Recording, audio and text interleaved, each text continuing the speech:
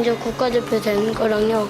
두 번째 훌륭한 축구 선수 되는 거랑 챔피언스 리그 나가갖고 우승하는 거예요. 무려 24살의 유럽에서 프로 통산 8번째 우승을 차지한 선수이자 한국 축구 역사상 가장 뛰어난 왼발의 재능을 가진 선수 중 한 명으로 무려 메시가 18살 8일에 최연소 U20 골든볼을 차지한 이후 두 번째로 어린 나이에 같은 U20 골든볼을 차지한 한국 국적의 선수가 있습니다.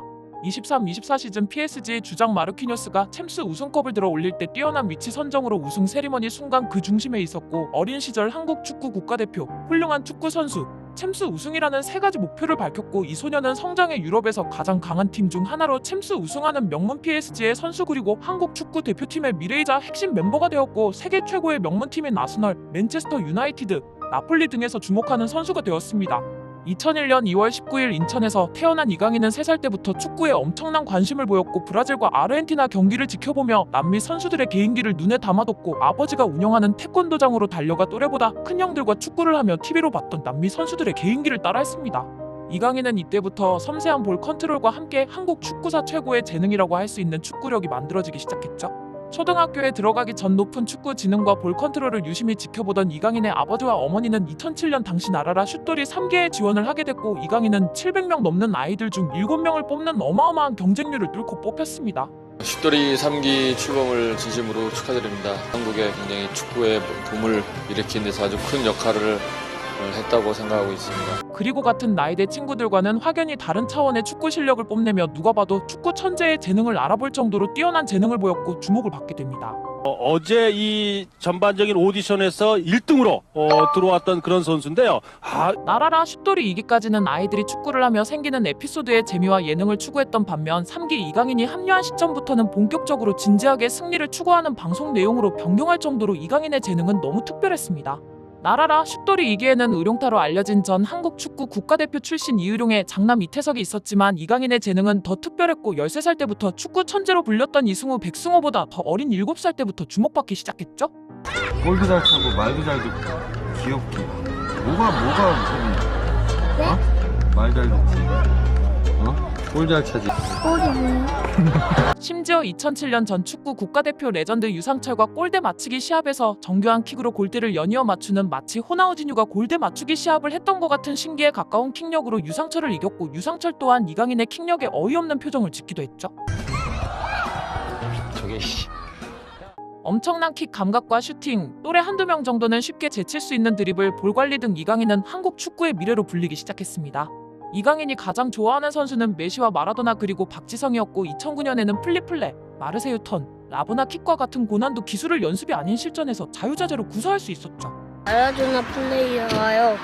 성실함은 박지성 선수. 훌륭한 축구 선수가 되고 싶어요. 심폐지구력 측정 테스트에서는 동나이대 체육 영재 중 상위 0.1% 안에 들어갈 정도였고, 훗날 유상철이 이강인은 그냥 완전 수준이 달랐다, 당시 이미 성인을 축소해놓은 축구력을 지녔다고 회상할 정도였습니다. 지금 제가 강인이 나이가 10살로 알고 있는데, 그 전문 체력을 측정한 결과 거의 대학생 체력 수준 정도까지 0.1% 안에 들어요. 그렇게 이강인은 나라라 슛돌이 방송으로 유명세를 얻는 동시에 인천 유나이티드 유스팀에 입단하게 됩니다. 여기서도 이강인은 특별한 재능으로 U12 팀 멤버의 연령대는 10에서 13세까지였는데도 불과 7살의 나이로 1년만 차이 나도 체격이 급격히 변하는 유스팀 연령대에 6년 가까이 월반을 했죠. 하지만 같은 학교 유스팀의 학생들과 부모들은 이를 탐탁지 않게 생각했습니다. 얘는 태어날 때부터 축구공을 발에 달고 태어났다니까요. 왜 강인이만 월반시키는 건데요? 우리 애 차별하는 거예요? 직접 보세요. 당시 이강인은 유소년 클럽에서 이미 동나이 선수들과 경쟁이 되지 않는 실력을 가지고 있었고, 감독은 이런 이강인의 발전을 위해 월반을 요청했지만 습득력이 너무 빠르더라고요. 뭐 하나를 가르쳐줘도 쉽게 말해서 10번에 할 거를 한 2번 정도 해보고 쉽게 하더라고요. 처음에 그런 걸 보고 재능이 있다는 걸 발견하게 됐고. 한국 체육계 시스템으로는 아직 이강인의 그릇을 담기엔 작았고, 심지어 월반을 한 이강인의 활약이 두드러지자 다른 학부모들과 갈등이 생겼습니다. 이는 이강인 부모에게도 큰 상처가 되었고, 결국 2011년 1월 유소년 감독의 소개로 스포츠 매니지먼트사와 함께 유럽으로 건너가기로 결정하게 되죠. 언어도 잘 통하지 않는 유럽에서의 생활을 고민하던 이강인은 부모님은 해외 진출에 많은 걱정이 있었지만 이강인의 미래를 위해 선택의 여지는 없었습니다.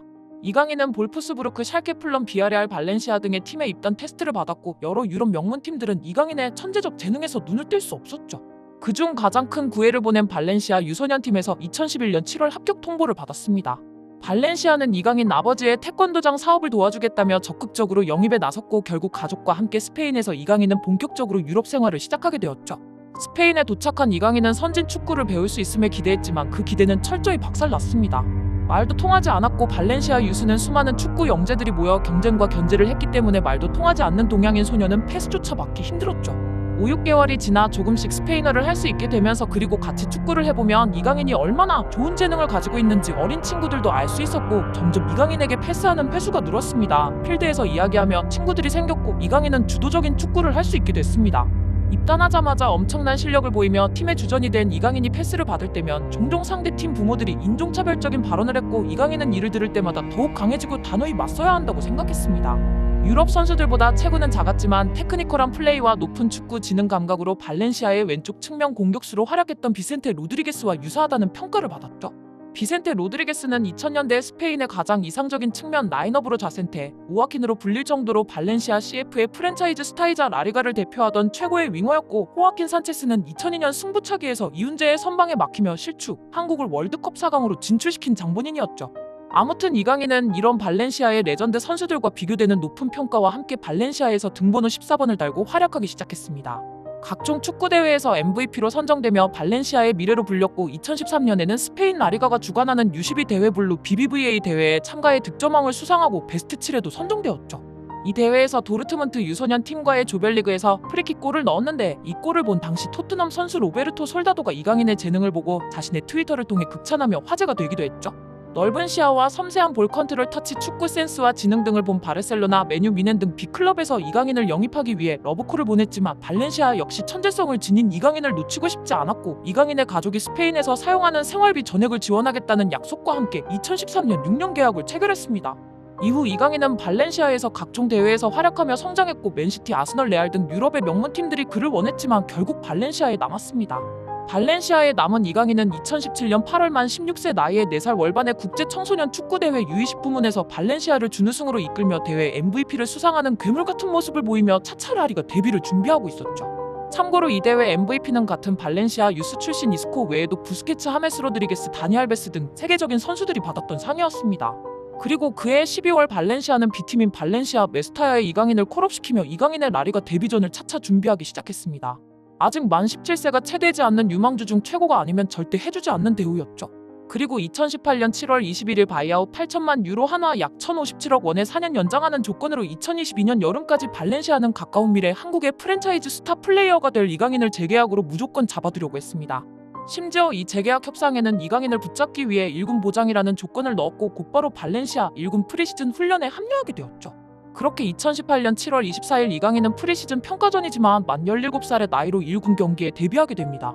전반 23분 교체 출전하며 공격형 미드필더 역할을 받은 이강인은 연이어 중거리 슛으로 상대 골문을 위협했고 1군 선수들과 패스 연계로 팀 공격을 전개시키는 모습까지 연출했죠. 이강인은 발렌시아 구단 역사상 최초의 1군 아시아 선수라는 타이틀과 함께 주목받기 시작했습니다. 하지만 스페인 라리가 1군 무대는 만 17세의 어린 선수에게 심지어 동양인에게 쉽게 기회를 주지 않았습니다. 마르셀리노 감독은 어리다는 이유로 부상자가 없으면 출전이 어렵다고 말하며 1군 스쿼드 명단에는 있지만 배제 1순위로 오히려 이 시기 이강인은 경기에 뛰지 못해 실전 감각이 떨어져 실력이 떨어지고 발전 가능성이 저하되는 안타까운 상황이 지속되었습니다. 이에 스페인 언론들조차 기용할 생각이 없으면 차라리 메스타야에 뛰게 냅두지 왜 무리하게 올려서 경기도 못 뛰게 하냐 라는 비판을 쏟아내기도 했죠. 이런 상황에서 이강인 또한 마르셀리노 감독에게 중용받기는 힘들어 보였습니다. 심지어 발렌시아가 체리셰프를 완전 영입한다는 기사가 나오며 이강인 단기 임대 가능성과 함께 팀에서 의도적으로 배제하는 느낌이 들 정도로 이해할 수 없는 상황이 지속되었죠. 2018년 여름 아직 만 17살에 불과했던 이강인은 다시 한번 인생의 중요한 갈림길 앞에 서 있었습니다. 2018년 7월 21일 이강인은 발렌시아와 2022년 여름까지 4년 재계약에 합의했고 그 계약서에는 당시로서는 파격적인 8천만 유로의 바이아웃 금액이 명시되어 있었죠. 이는 단순한 장기 계약이 아니라 발렌시아가 이강인을 얼마나 중요한 미래의 자산으로 바라보고 있는지를 상징적으로 보여주는 수치였고 재계약을 마친 이강인은 곧바로 발렌시아 1군 프리시즌 훈련에 합류했습니다. 마르셀리노 가르시아 토랄 감독은 이강인은 배우러 오는 것이다. 구단은 믿음을 가지고 있으며 조금씩 나아가야 한다라는 말로 그의 현재 위치를 분명히 했습니다. 이 말은 유망주에 대한 기대와 동시에 한계를 암시하는 표현이기도 했죠. 협상의 핵심은 1군 보장이었지만 그 보장은 출전 시간이 아닌 기회의 영역에 머물러 있었습니다. 이강인은 2군 메스타야 소속 선수였지만 훈련은 1군과 함께하며 주말에는 메스타야 경기를 치르는 구조 속에 놓이게 됐고 정식 1군 등록은 2019-20 시즌이 될 것이라는 전망이 나왔죠. 이강인 측은 그 보장이라는 단어의 의미를 확인하기 위해 수차례 발렌시아와 미팅을 이어갔습니다. 그로부터 사흘 뒤인 2018년 7월 24일 이강인은 스위스 2부 리그 FC 로장과의 프리시즌 평가전에서 만 17세의 나이로 발렌시아 1군 유니폼을 입고 그라운드를 밟았습니다. 전반 23분 조르디 에스코바르 대신 교체로 투입된 그는 불과 22분이라는 짧은 시간 동안 중거리 슛 2차례로 상대 골문을 위협했고 인상적인 패스 연결로 팀 공격의 흐름을 바꾸는 장면을 연출했죠. 발렌시아 구단은 공식 홈페이지와 SNS를 통해 구단 역사상 최초의 1군 아시아 선수라며 이강인의 데뷔를 축하했고 이는 단순한 평가전 이상의 상징성을 지닌 순간이었습니다. 당시 발렌시아는 게데스와 체리셰프를 영입하기 전이었기에 왼쪽 윙 자리에 마땅한 자원이 없었고 이강인은 자연스럽게 측면에서 기회를 받기 시작했죠. 그러나 시즌이 본격적으로 시작되자 상황은 조금씩 달라졌습니다. 2018년 10월 31일 이강인은 코파델 레이 정규 시즌 1군 데뷔전을 치르며 발렌시아 최초의 동양인 선수이자 발렌시아 역사상 최연소 데뷔 외국인 선수, 한국 축구 역사상 최연소 유럽 1군 데뷔 선수라는 기록을 동시에 세웠죠. 이 경기에서 그는 일키 패스와 골대를 강타하는 슈팅으로 존재감을 드러냈고 비록 짧은 출전 시간이었지만 이 선수는 이전 주목받았던 유망주들과는 다르다는 인상을 남기기에는 충분했습니다. 이어 12월 4일 코파델 레이 CD 에브로전에 선발로 나서 약 77분을 소화하며 팀의 대회 16강 진출에 기여했죠. 화려한 플레이보다는 안정적인 경기 운영이 돋보였던 경기였지만 팬들의 분노는 경기력보다도 상대 선수의 거친 태클과 팔꿈치 파울로 코피를 흘린 이강인의 모습에 집중됐고 어린 선수를 향한 과도한 파울은 유럽 무대가 어떤 곳인지를 여실히 보여주는 장면이기도 했죠. 2019년 1월에 들어서며 이강인의 이름은 점점 더 자주 언론에 오르내리기 시작했습니다. 1월 8일 스포르팅 희원전 선발 풀타임으로 경기에 나섰고 팀은 패배했지만 현재 언론은 초심자의 수줍음이나 무책임이 보이지 않았다. 마치 1군에서 수십 경기를 뛴 노련한 선수처럼 침착했다며 극찬을 아끼지 않았습니다. 1월 13일 한국 시간으로 새벽에 열린 리그 경기에서 이강인은 후반 87분 체리셰프 대신 교체 투입되며 라리가 데뷔전을 치렀습니다. 손흥민 만 18세 2개월, 남태희 만 18세 1개월을 넘어 만 17세 327일이라는 기록으로 한국 최연소 유럽 리그 데뷔라는 또 하나의 기록을 남겼습니다. 단 7분의 출전 시간이었지만 그는 4차례의 크로스를 시도하며 그 짧은 순간조차 허투루 쓰지 않았죠. 이강인은 발렌시아 1군과 공식 계약을 체결했고 등번호 16번을 배정받을 예정이라는 소식이 전해졌습니다. 이는 명백히 1군 승격을 의미했지만 동시에 메스타야 경기에 더 이상 출전할 수 없다는 뜻이기도 했고 이후 이강인은 교체 명단에는 꾸준히 이름을 올렸지만 실제 출전 기회는 점점 줄어들었습니다. 마르셀리노 감독의 4-4-2 수비 지향적 전술 속에서 이강인의 본래 포지션인 공격형 미드필더는 설 자리가 없었고 왼쪽 빙자리 역시 체리셰프, 게데스, 다니엘 바스 등 경쟁자들로 가득 차 있었죠. 감독은 계속해서 이강인을 측면 자원으로 실험했지만 그 실험은 성장이라는 결과로 이어지지 않았습니다. 그럼에도 불구하고 코파델 레이 무대에서는 이강인은 선발로 나서 팀의 8강 진출과 비록 패배로 끝난 경기 속에서도 인상적인 개인기와 넓은 시야 과감한 플레이를 선보였습니다. 특히 헤타페와의 경기에서는 상대 선수를 침착하게 제치고 슈팅을 시도하는 장면으로 깊은 인상을 남겼고 경기 중 반칙으로 쓰러졌을 때 팀 동료들이 강하게 항의하는 모습은 그가 이미 1군 스쿼드의 일원으로 받아들여지고 있음을 보여줬죠. 이어진 헤타페와의 홈경기에서는 후반 교체 투입되어 2골의 기점이 되는 패스를 기록하며 팀의 극적인 준결승 진출에 기여했고 숙소 앞에서 동료들과 함께 기쁨을 나누는 사진 속 이강인의 모습은 밝아 보였습니다. 그러나 그 환희는 오래가지 않았죠. 이후 3경기 연속으로 출전 명단에서 제외되었고 감독은 부상자가 없으면 출전이 어렵다는 말로 선을 그었습니다. 이강인 측은 감독의 결정에 열받았고 결국 임대를 요청하게 되었습니다. 이는 단순한 불만이 아니라 선수 성장 단계에서 필연적으로 마주치는 현실적인 선택이었죠. 훈련만으로는 더 이상 성장할 수 없는 시기 실전이 필요한 나이였기 때문이었고 스페인 언론 역시 이러한 상황을 이해하기 어렵다며 감독의 선택을 비판했죠. 기용할 생각이 없다면 차라리 메스타야에서라도 뛰게 했어야 한다. 임대 가서 주전 차지하자와 같은 반응이 나왔습니다. 이강인은 유로파리그 무대에서 교체 출전으로 데뷔전을 치렀고 비록 결정적인 득점 찬스를 놓치긴 했지만 전반적인 움직임과 패스에서 긍정적인 평가를 받았죠.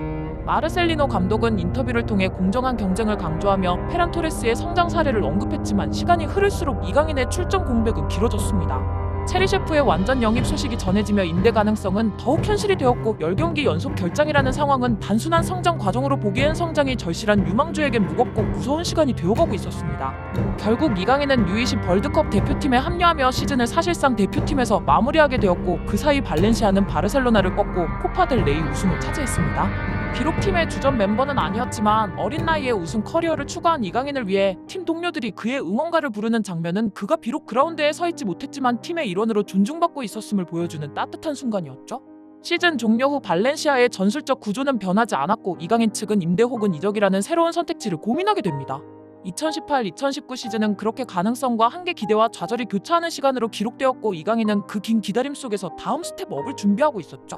그렇게 페란 토레스와 비슷하게 팀에서 배제되고 있는 느낌마저 들 정도의 상황에서 U20 월드컵 차출로 폴란드로 향합니다.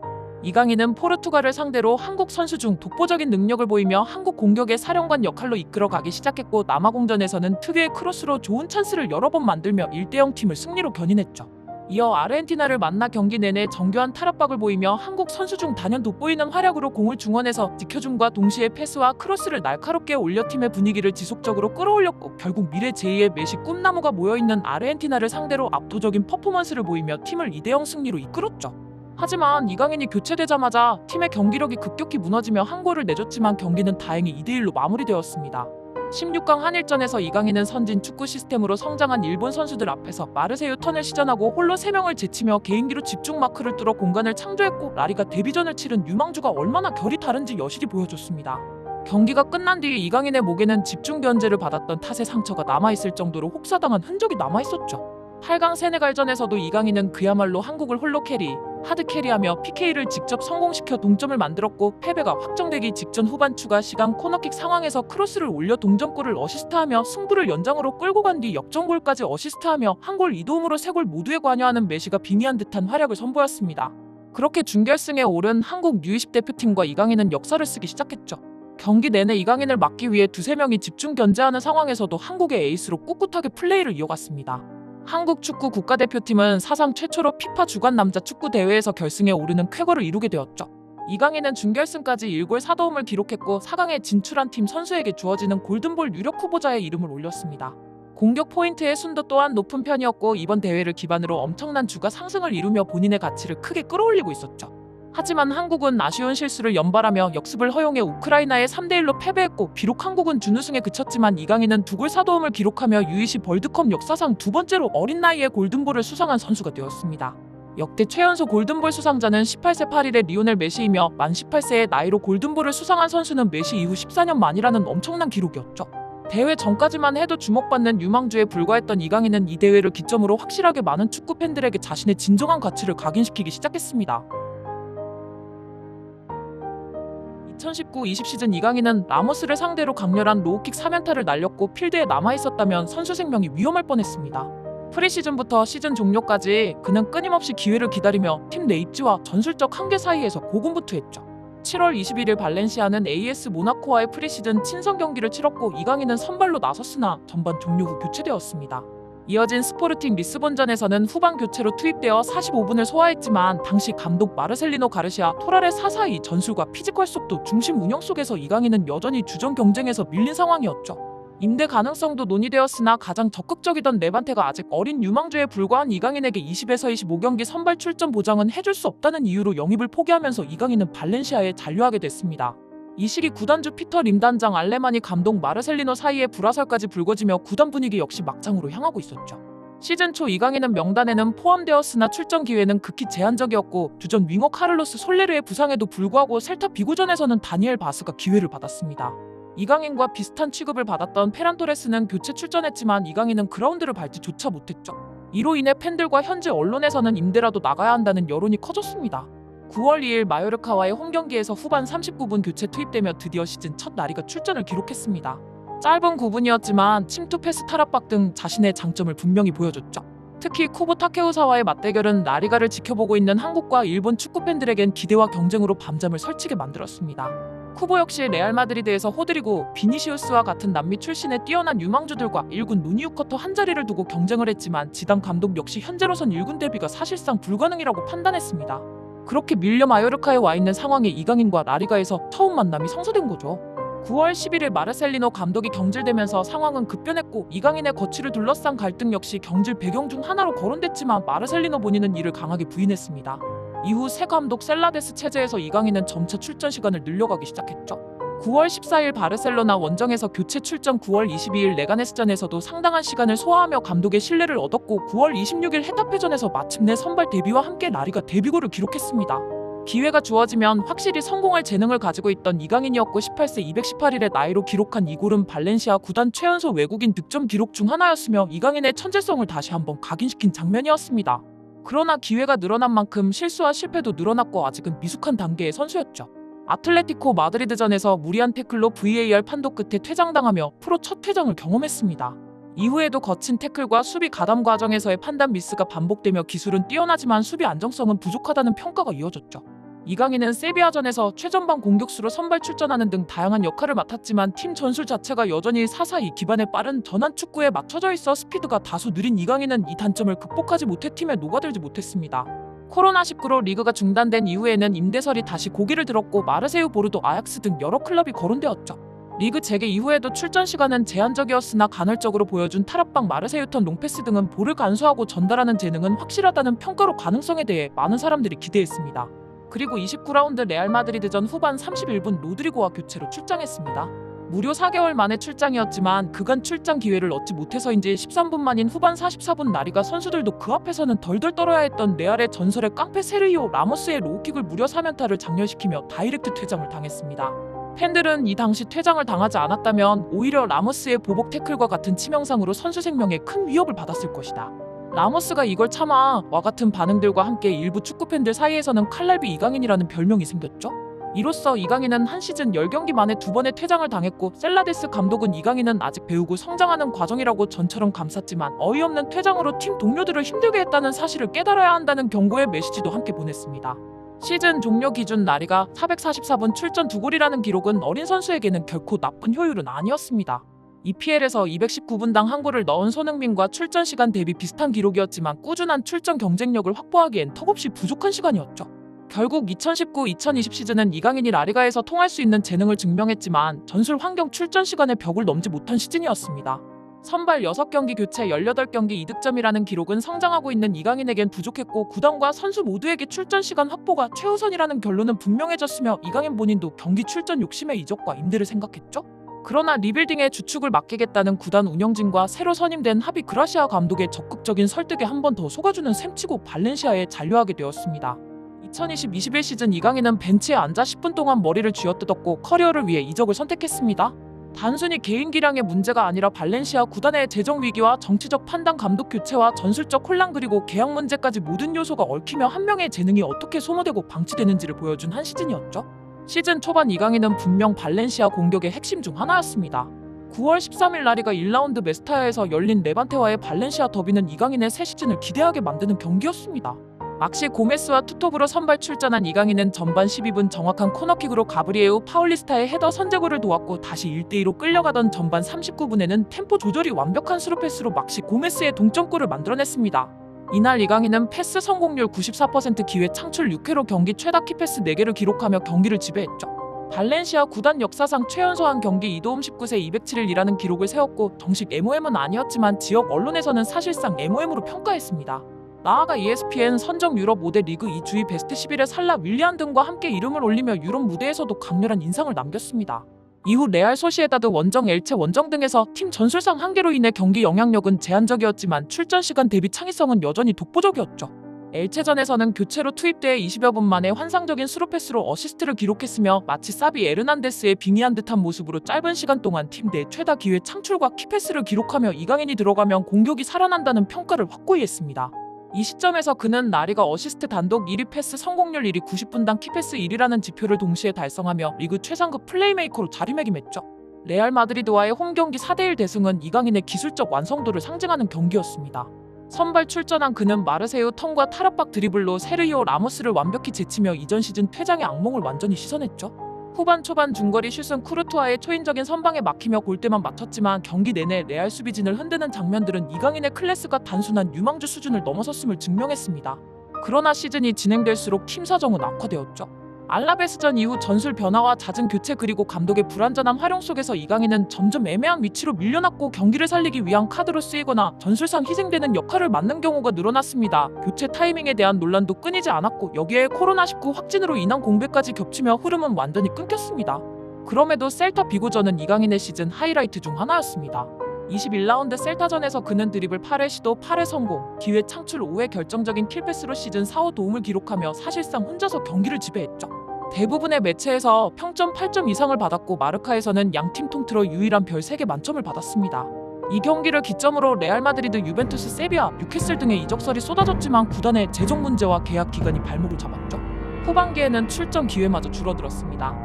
감독 교체 보드진의 정치적 판단 재계약 실패가 겹치며 이강인은 점차 전력 외 자원처럼 취급되고 특히 레반테 원정에서 교체된 뒤 벤치에서 감정을 삭히는 장면은 이강인이 더 이상 발렌시아에서 행복하지 않다는 이미지로 남았습니다. 실력의 문제가 아닌 구조의 문제였고 현재 언론 역시 이강인은 발렌시아 최고의 선수지만 팀은 그를 감당할 준비가 되어 있지 않다고 평가했죠. 결국 시즌 말 미 발렌시아는 재계약도 이적료도 모두 놓친 채 이강인을 자유계약으로 풀어줬습니다. 10년을 함께한 성골 뉴스를 이렇게 떠나보낸 결정은 팬들의 거센 분노를 불러왔고 피터 림 체제의 문제점이 집약적으로 드러난 사건이었죠. 2020-2021 시즌 이강인은 기록만 보면 선발 17경기 교체 10경기 한 골 4도움이라는 숫자에 그쳤지만 실제 영향력과 내용은 발렌시아 공격의 지휘자였습니다. 패스 탈압박, 템포 조절, 창의성에서 이미 라리가 상위권 수준에 도달했음을 증명했고 동시에 유망주에게 환경이 재능을 어떻게 소모시키는가를 보여준 시즌이었죠. 이 시즌은 완전한 실패였지만 이강인이 더 큰 무대로 나아가기 위해 반드시 거쳐야 했던 통과 의례였습니다.